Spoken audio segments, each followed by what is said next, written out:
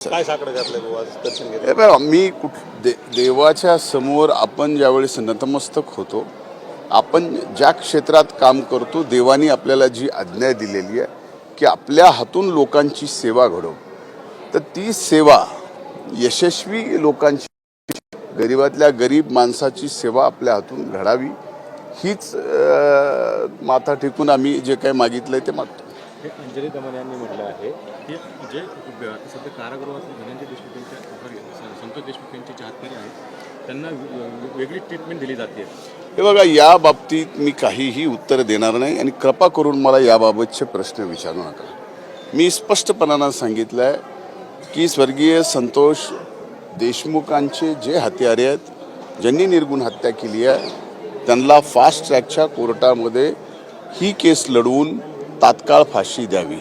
त्याच्यामुळं मला असं कुठंही वाटत नाही या बाबतीमध्ये कुणी काय म्हणावं, कुणी काय म्हणावं, हा विषय वेगळा आहे. पण आता न्यूज व्हॅल्यू करायची आहे, तुम्हाला पण बातमी पाहिजे, तुम्हाला पण TRP पाहिजे, त्याच्याशिवाय ॲड मिळत नाहीत, ॲडला रेट चांगला मिळत नाही.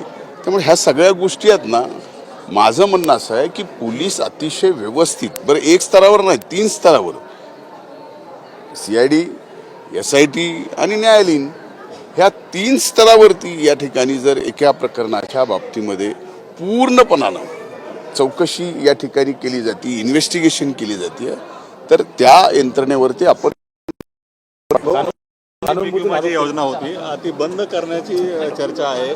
या संदर्भात काय जी एक लक्षात घ्या, मी 2 वर्ष कृषी मंत्री असताना 2 वेळेस ही विमा योजना 1 रुपयाची या राज्यात आणली.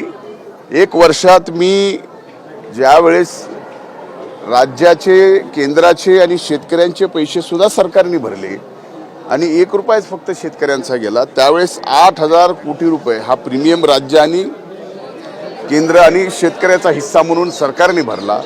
तर 8,900 कोटी रुपये आम्ही शेतकऱ्यांना वाटप केले आणि एका वेळेला 3,000 कोटी, म्हणजे अर्धच रब्बीचं सीझन मला 1 रुपयाच्या विम्याचा मिळाला होता, कारण 1.5 वर्षच मी कृषी मंत्री होतो. 11,000 कोटी रुपये आपण 1 रुपयाच्या पीक विम्यातून शेतकऱ्यांना दिले.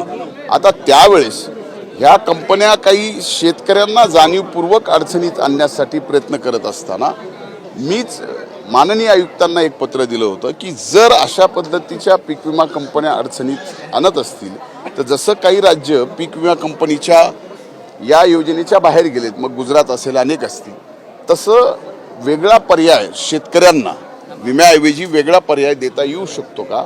तर आयुक्तांच्या, त्यावेळेसच्या कृषी आयुक्तांच्या अध्यक्षतेखाली एक वेगळ्या पर्यायाचा विचार होऊ शकतो का, यावर अभ्यास करून त्यांनी अहवाल द्यावा, एवढं मला माहिती आहे. याच्या पुढे मला माहिती नाही आहे.